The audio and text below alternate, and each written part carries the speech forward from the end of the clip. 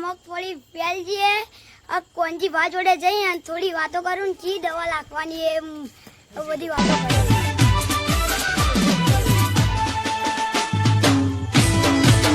કોંજી બાપ અમારે પોચ વીઘા મગફળી વળી ગઈ એની દવા કઈ આવશે દેખો તો ખરા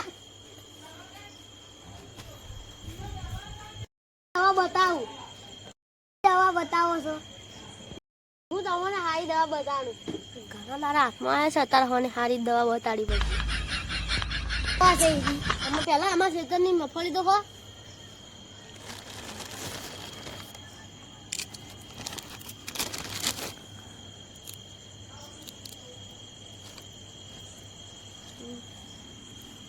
તમારા ખેતરની મગફળી તો હારી પણ એની દવા તો આપો